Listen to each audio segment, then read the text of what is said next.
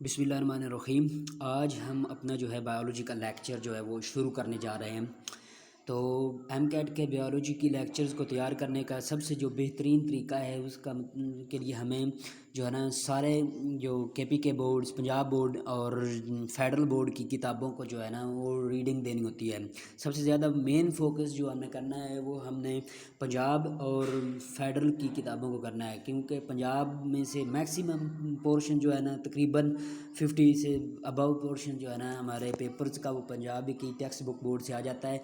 और अगर हम फेडरल्स को दे दें तो साथ हमारे पास क्या हो जाते हैं, हमारे कंसेप्ट्स थोड़े स्ट्रॉन्ग हो जाते हैं। और वही चीज़ें आम तौर पर वही चीज़ें आती हैं जो हमारे पंजाब की टेक्स्ट बुक बोर्ड में मौजूद होती हैं, और उनके जो कंसेप्ट्स होते हैं पीछे कंसेप्ट्स आ जाते हैं। कंसेप्ट्स को क्लियर करने के लिए फेडरल की बोर्ड बुक जो है ना वो बहुत ही अहम है। और साथ साथ हमने जो है ना इम्पोर्टेंट जो टॉपिक्स हैं उनके लिए हमने साथ में केपी के की बुक को भी रिकमेंड करना को जो है ना वो भी कंसल्ट करना है, क्योंकि वो भी हमारे पास क्या है बहुत ज़्यादा अहम है। चूँकि हमारे पास जो है MCQs आने हैं, और MCQs को तैयार करने के लिए का मेथड और उनका तरीक़ाकार जो है वो पिछली FSC के को तैयार करने के तरीक़ाकार से थोड़ा बहुत मुख्तलिफ है। इसमें हमने क्या करना होता है, मेन कंसेप्ट्स को फोकस करना होता है, मेन पॉइंट्स को फोकस करना होता है। बायोलॉजी में क्या है, हमें फैक्ट्स और फिगर भी याद होना चाहिए, और उसमें के साथ साथ उसमें जो हमारे पास कंसेप्ट्स है उसके पीछे और उस कंसेप्ट्स भी आना चाहिए। और क्योंकि हमारे पास मेन पॉइंट्स और मेन जो हैं वही आते हैं MCQs, और MCQs की अप्रोच हमें रखनी है कि जो हम पढ़ रहे हैं वो MCQs के लिहाज से हमने पढ़ना है कि हमारे पास ये क्या है MCQs के तौर पर आया हुआ है, तो उसी लिहाज से हमें पढ़ना है। और जो हमारे पास होते हैं अनइम्पोर्टेंट टॉपिक्स और अनइम्पोर्टेंट डिस्कशन जो है उसको अवॉइड करना है। तो इसको बेहतरीन तैयार करने का तरीक़ाकार यही है, और इस तरह हम तैयार करें कि मैक्सिमम जो हमारे पास उसके MCQs हैं वो हमारे पास तैयार हो जाएं, मैक्सिमम इम्पोर्टेंट पॉइंट को हम कंसीडर कर लें। आज हम बायोलॉजिकल मालिक्यूल्स को पढ़ेंगे। बायोलॉजिकल मालिक्यूल्स बायोकेमिस्ट्री का एक टॉपिक है। बायोकेमिस्ट्री के पढ़ते हैं। तो बायोकेमिस्ट्री हमारे पास क्या होती है, जिस ब्रांच ऑफ बायोलॉजी है जिसमें कंपोनेंट्स और प्रोसेसेस जो ऑर्गेनिज्म के अंदर हो रहे होते हैं उसमें हम स्टडी करते हैं। मेन फोकस क्या है, कंपोनेंट एंड प्रोसेसेस को स्टडी करते हैं लिविंग ऑर्गेनिज्म में। तो इसका बेसिक नॉलेज हमारे पास किसके लिए ज़रूरी होती है, एनाटॉमी और फिजियोलॉजी इसको वगैरह को समझने के लिए। तो ऑर्गेनिक कंपाउंड्स पाए जाते हैं हमारी बॉडी में, उनका स्टडी करते हैं हम इसमें। ऑर्गेनिक कंपाउंड जैसे हमारे पास कार्बोहाइड्रेट्स, प्रोटीन्स, लिपिड्स और न्यूक्लिक एसिड्स, इन 4 कार्बोहाइड्रेट्स को हमने मेनली फोकस करना है बायोकेमिस्ट्री में। और इनऑर्गेनिक सब्सटेंसेस में हमारे पास वाटर आ जाता है, carbon dioxide, acids, based and salts, ये सारे इनऑर्गेनिक कंपाउंड्स हैं। और इन इनऑर्गेनिक कंपाउंड में हमारे पास जो PMC के सिलेबस में शामिल है वो सिर्फ और सिर्फ वाटर है, इम्पोर्टेंट्स ऑफ वाटर है। आगे इन सब की ऑर्गेनिक कंपाउंड्स की कंपोजिशन क्या होती है बॉडी में वो मुख्तलिफ होती है। इनकी परसेंटेज बैक्टीरियल सेल और मेमेलियन सेल में क्या होती है, डिफरेंट होती है। और उनको स्टडी करने के लिए हम क्या करते हैं, आगे ट्रांसफ़र करते हैं। तो ये देखें, वाटर जो है हमारे पास बैक्टीरियल सेल में 70% बैक्टीरियल सेल में पाया जाता है, और 70% ही, ये 17% है लेकिन ये 70% है। 70% ही हमारे पास क्या पाया जाता है, ये मेमेलियन सेल में भी पाया जाता है। प्रोटीन की बात करें तो बैक्टीरियल सेल में जो मेजर ऑर्गेनिक कंपाउंड है, अबंडेंट ऑर्गेनिक कंपाउंड है, अगर कोई MCQs हमारे पास पूछ ले तो हमारे पास क्या होता है, उसका ऑप्शन प्रोटीन होता है। प्रोटीन जो है परसेंटेज के लिहाज से बैक्टीरियल सेल में 15% पाई जाती हैं, और अगर हम बात करें हमारे पास मेमेलियन सेल में तो 18% पाई जाती हैं। और carbohydrate second most abundant organic compound की मैं बात कर रहा हूँ। वाटर वैसे तो सबसे अबंडेंट पाया जाता है ऑर्गेनिज्म में, लेकिन वो इनऑर्गेनिक है। कार्बोहाइड्रेट 3% हमारे पास बैक्टीरियल सेल में, और मेमेलियन सेल में 4% पाए जाते हैं। लिपिड की बात करें तो 2% बैक्टीरियल सेल में और 3% मेमेलियन सेल में। डीएनए की बात करें, डीएनए जो है और आरएनए न्यूक्लिक एसिड परसेंटेज के लिहाज से, वैसे तो अमाउंट में हमारे पास मैमेलियन सेल में ज़्यादा होता है न्यूक्लिक एसिड डीएनए और आरएनए, लेकिन अगर परसेंटेज की बात करें तो वो बैक्टीरियल सेल में ज़्यादा होता है।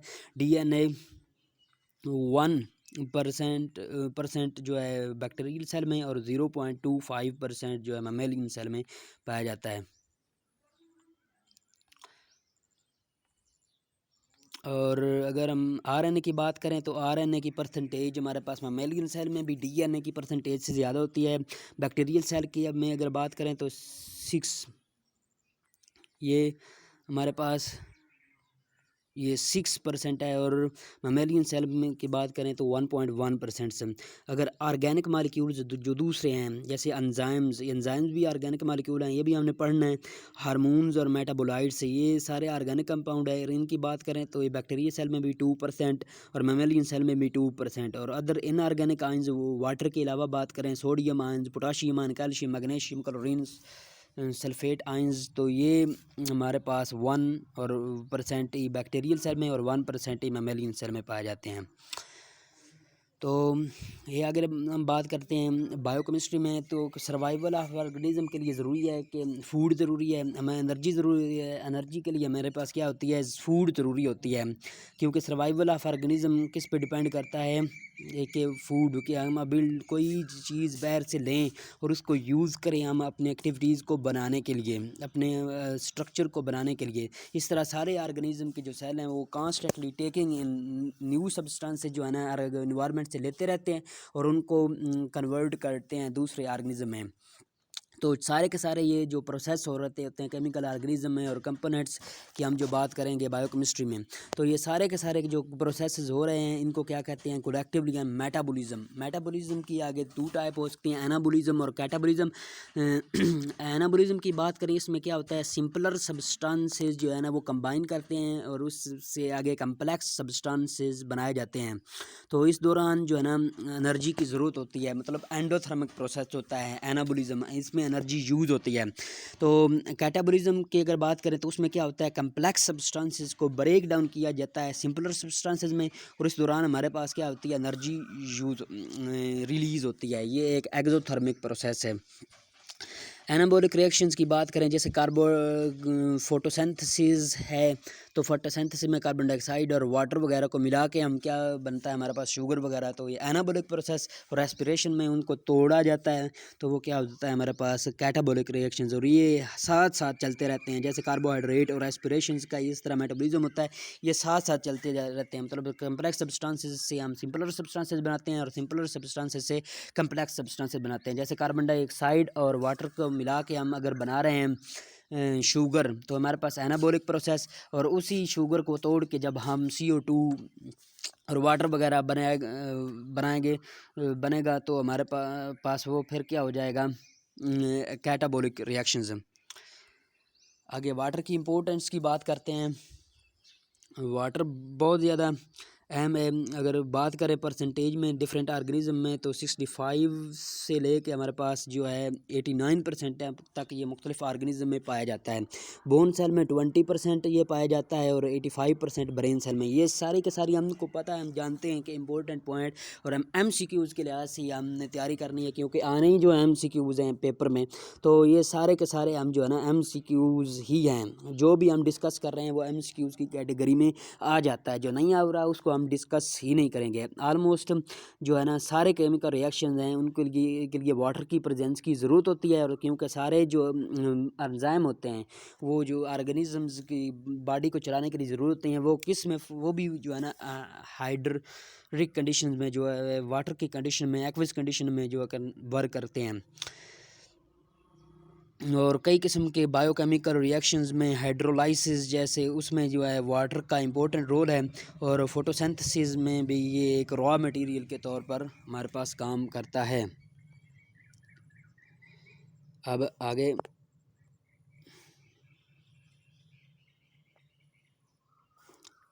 दूसरी बात इम्पोर्टेंट बात सबसे पहली बात क्या है, सॉल्वेंट प्रॉपर्टीज़।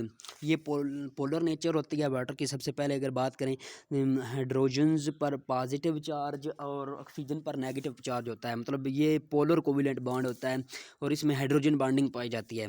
तो इसलिए ये दूसरे पोलर मालिक्यूल मतलब को डिज़ोल्व कर लेगा और आसानी से कर लेगा। जैसे हमारे पास अल्कोहल्स जिसमें भी OH ग्रुप पाया जाता है, शुगर वगैरह, इनको क्या करेगा, आसानी से कर लेगा और आयनिक सब्सटेंसेस इसमें आसानी से हल हो जाएंगे। और आगे अगर हम बात करें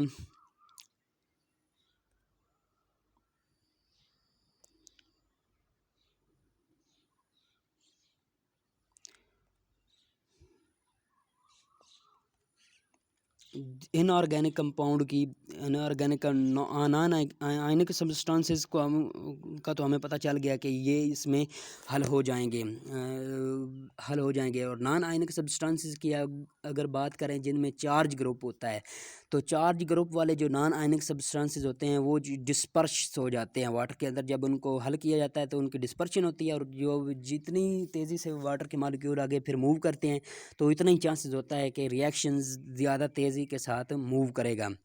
और लेकिन अगर नॉन पोलर सब्सटेंसेस की बात करते हैं, हमारे पास हाइड्रोकार्बन वगैरह की, अल्कोहल, क्लोरोफॉर्म, अल्कोहल तो हल होता है, उसमें हाइड्रोजन बॉन्डिंग पाई जाती है, क्लोरोफॉर्म, कार्बन टेट्राक्लोराइड, ये सारे नॉन पोलर सब्सटेंसेस जो हैं इनकी जैसे फैट्स वगैरह की बात करें तो ये क्या होते हैं, इनसॉल्युबल होते हैं वाटर में और ये मेम्ब्रेन को मेंटेन करने में मदद करते हैं हाइड्रोफोबिक एक्सक्लूजन के ज़रिए से।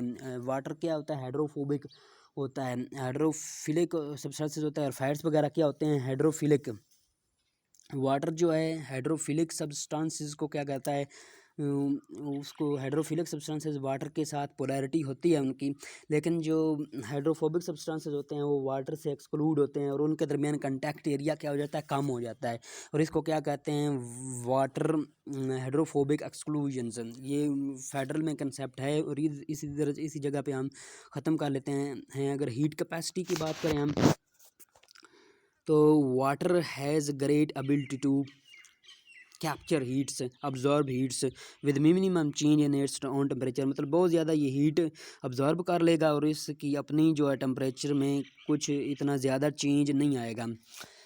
तो इस स्पेसिफिक हीट कैपेसिटी की अगर बात करें तो कैलोरीज, जो 1 ग्राम जो वाटर का टेम्परेचर 1 डिग्री सेंटीग्रेड बढ़ाने के लिए रिक्वायर्ड होती हैं, वो क्या होती है, उसकी हीट कैपेसिटी। और इसकी ग्रेट हीट कैपेसिटी होती है क्योंकि ज़्यादातर इसका टेम्परेचर अगर इसको हीट दी जाए तो ये अब्जॉर्ब कर लेता है, क्योंकि वो इसके वाटर के जो बॉन्ड होते हैं हाइड्रोजन बॉन्डिंग, उसको तोड़ने के लिए इस्तेमाल होती है ज़्यादा से ज़्यादा हीट्स, और इस तरह ये टेम्परेचर स्टेबलाइज़र के तौर पर काम करता है। मतलब सडन अगर इन्वायरमेंटल चेंजेस आ भी जाती हैं तो भी इसके वाटर का टेम्परेचर इतना सडनली चेंज नहीं हो जाएगा। इस तरह जो मछलियाँ वगैरह पानी के अंदर रहती हैं तो उनके तौर पर प्रोटेक्शन के तौर पर काम करता है और टेम्परेचर स्टेबलाइज़र के तौर पर काम करता है।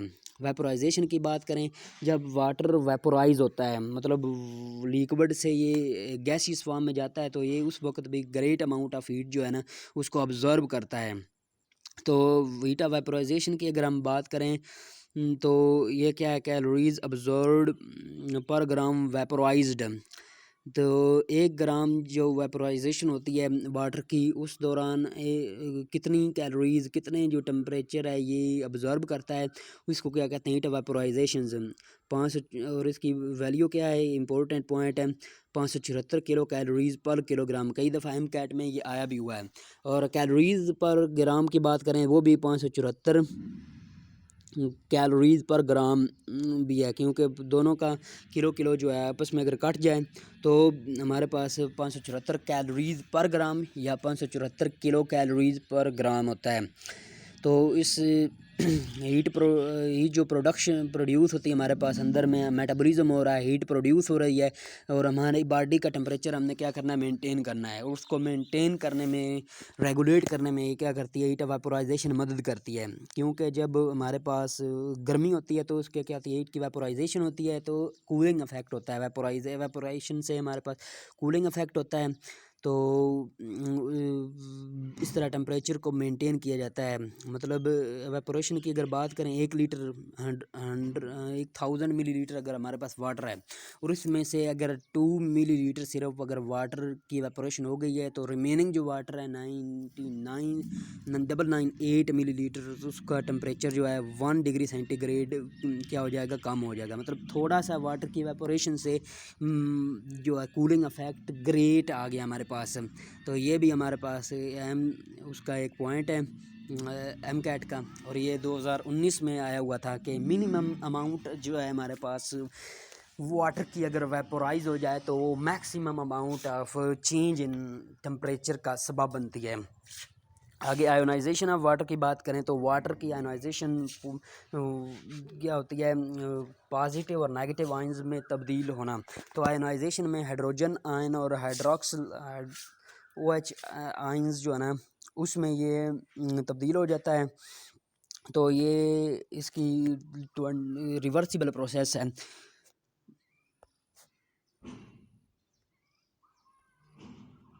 मतलब हाइड्रोजन वाटर जब चेंज होता है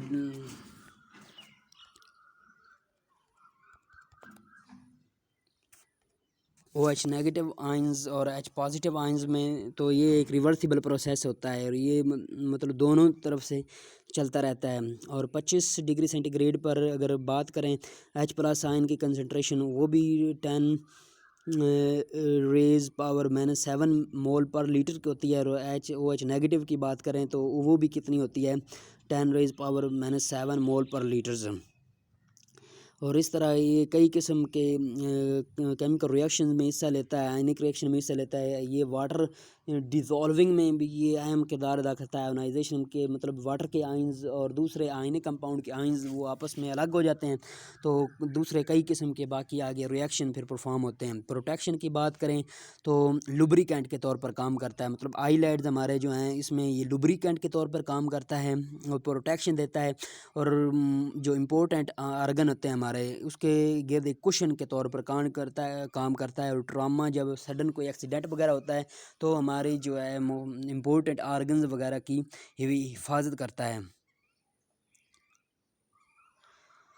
आगे फिर हम फेडरल की बात करें, प्रॉपर्टीज़ ऑफ वाटर में इम्पोर्टेंस वाटर की बात करें तो वही चीज़ें जो हम पहले पढ़ आए हैं वही लिखी हुई हैं। अप्रॉक्सीमेटली 70% ऑर्गेनिज्म का हिस्सा जो है वाटर पर मुश्तमिल होता है। 20% सीड्स भी और बोन्स भी, ये सीड भी आ गया एंड जो है वो भी वाटर पर मुश्तमिल होता है। ब्रेन सेल में 85 to 90% वाटर होता है हमारे पास, उधर हमने 85% पढ़ा था।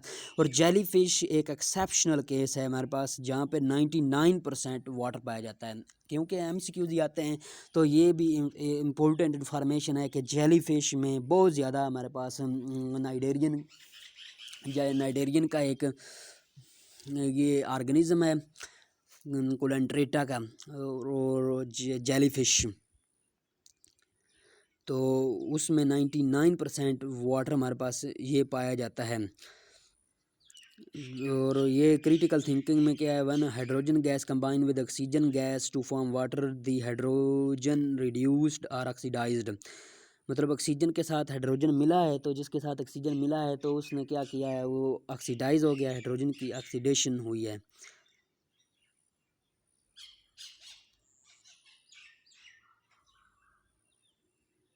आगे प्रॉपर्टीज ऑफ वाटर,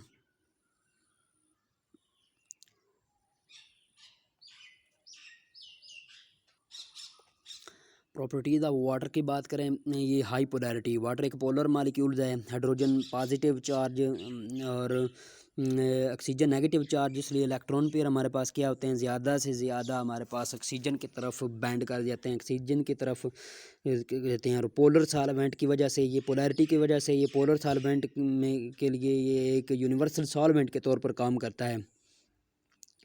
और बाकी in case of water, the however the sharing of the polar covalent bond is chemical bond in which the shared electron are pulled closer to the more electronegative elements। मतलब non polar covalent bond क्या होता है, electron pairs equally share नहीं होते हैं, वो most negative items की तरफ ज़्यादा अट्रैक्टिव होते हैं। तो हमारे पास क्या है, वाटर एक पोलर कोवलेंट बॉन्ड है और पोलैरिटी की वजह से क्या होता है, ज़्यादातर पोलर कोवेलेंट कंपाउंड को अपने अंदर हल कर लेता है। और ये बाकी ये पोलैरिटी के बात हम पहले ही पढ़ चुके हैं। हाइड्रोजन पर कौन सा पादे हाइड्रोजन बॉन्डिंग की बात करें, हाइड्रोजन बॉन्डिंग में क्या होती है, एक वाटर का मालिक्यूल्स मतलब एक वाटर का मालिक्यूल जो है हाइड्रोजन पर पॉजिटिव चार्ज, ऑक्सीजन पर नेगेटिव चार्ज होता है। एक मालिक्यूल जो हाइड्रोजन एक वाटर मालिक्यूल उसमें जो हाइड्रोजन का आइटम है और दूसरा वाटर का मालिक्यूल ऑक्सीजन का आइटम है, उसमें भी बॉन्डिंग डेवलप हो जाती है। और इसको डॉटेड लाइन से ये शो किया जा गया है। देखो मुख्तलिफ़ किस्म के वाटर मालिक्यूल्स, एक वाटर का हाइड्रोजन और दूसरे वाटर मालिक्यूल का ऑक्सीजन, उस आपस में हाइड्रोजन बॉन्डिंग बन जाती है। हाइड्रोजन बॉन्डिंग की वजह से इसको कहते हैं हाइड्रोजन बॉन्डिंग। और इसकी वजह से हमारे पास क्या होता है, मुख्तलिफ़ किस्म के जो OH रखने वाले ग्रुप होते हैं जिनमें हाइड्रोजन बॉन्डिंग होती है, वो आपस में क्या होते हैं, सॉल्युबल होते हैं। कोहेजन और एडहेजन की बात करते हैं।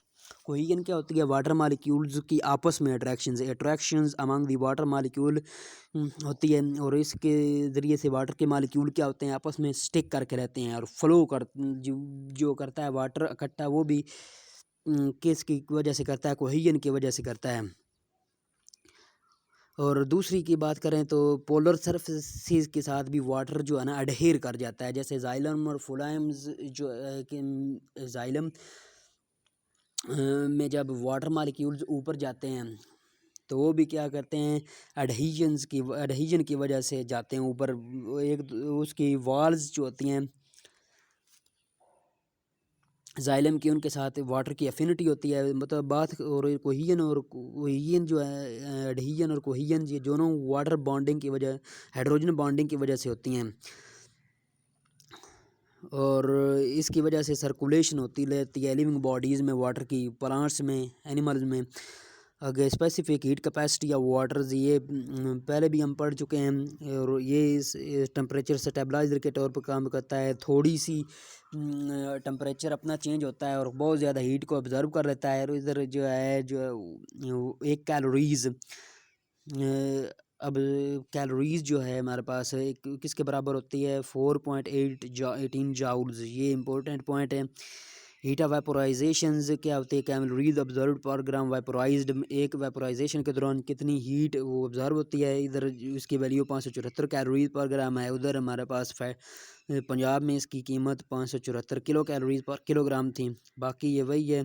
इससे हमारे पास क्या होती है, वाटर जब वेपोरेट होता है तो कूलिंग होती है। वाटर जब रेस्पिरेशन होती है हमारे पास वेपोरेशन होती है वाटर की, पत्तों से भी, वो भी कूलिंग इफेक्ट प्लांट्स को भी देता है। और प्रेस्पिरेशन जब होती है हमारे पास, पसीना वगैरह हमारे पास निकलता है, उसकी वेपोरेशन होती है तो भी हमें क्या होता है, कूलिंग इफेक्ट मिलता है। हाइड्रोफोबिक एक्सक्लूजन की बात हम कर चुके हैं कि हाइड्रोफिलिक मालिक्यूल्स वाटर के साथ लविंग होते हैं, वाटर के साथ इनकी एफिनिटी होती है। लेकिन जो हाइड्रोफोबिक मालिक्यूल जो फैट होते हैं वो क्या होते हैं, इनके साथ एक्सक्लूड करते हैं। इनके दरमियान सरफेस एरिया और इनका कंटैक्ट आपस में कम होता है, तो इसकी वजह से एक्सक्लूड हो जाती हैं। और इसकी प्रॉपर्टी मेंटेन करने में मदद करती है। जो सेल्स की हमारे पास फैट्स की जो मेम्ब्रेन होती हैं उनको, इफ़ यू प्लेस मतलब few drop of water molecule, water के अंदर अगर कुछ ड्रॉप आप फैट्स वगैरह के डालें, ऑयल वगैरह के डालें, तो वो इकट्ठे एक जगह पे हो जाते हैं और इनका सरफेस कंटैक्ट एरिया विद जो होता है वाटर के साथ वो कम हो जाता है। आप उनको हिलाएं, फिर भी थोड़ी देर बाद वो दोबारा अपनी असली जगह पर आ जाएंगे। आयोनाइजेशन होती है वाटर की हाइड्रोजन और हाइड्रोक्सिल आयंस में, तो ये भी हम पढ़ चुके हैं। 25 डिग्री सेंटीग्रेड पर उनकी कंसनट्रेशन 10⁻⁻⁷ होती है। और डेंसिटी ऑफ आइस की बात करते हैं, जो वाटर जब हमारे पास बनती है आइस, तो उस वक्त उसमें इनपिटी स्पेसेस पैदा हो जाती हैं। 4 डिग्री सेंटीग्रेड तक जो है उसकी डेंसिटी वाटर की जितना टेम्परेचर कम करें उतना ज़्यादा होती जाती है। लेकिन बाद में क्या होती है, उनमें इम्पिटी स्पेसेस पैदा हो जाती हैं और जब वो आइस बनती है तो उसकी डेंसिटी हमारे पास इम्पिटी स्पेसेस की वजह से लो हो जाती है। लो हो जाती है तो हमारे पास आइस बन जाती है। और आइस का स्ट्रक्चर भी इधर आप देख सकते हैं, latest like arrangement of the water molecule होता है आइस की। तो उसमें एम्प्टी स्पेसेस पैदा हो जाती हैं। एम्प्टी स्पेसेस की वजह से जब हमारे पास उसकी डेंसिटी कम होती है तो वो वाटर की सतह पर तैरना शुरू कर देती है, और अंडर बिनेथ जो वाटर होता है उसकी क्या कहते हैं, इंसुलेट करती है। इस तरह जो मछलियाँ वगैरह होती हैं अंदर, वो पानी नीचे वाला जो होता है वो नहीं जमता, और ऊपर वाला जो बर्फ़ होती है उसको इंसुलेट करती रहती है। इस तरह ये उनकी जो लाइफ में इम्पोर्टेंट रोल प्ले करती है, डेंसिटी ऑफ आइस।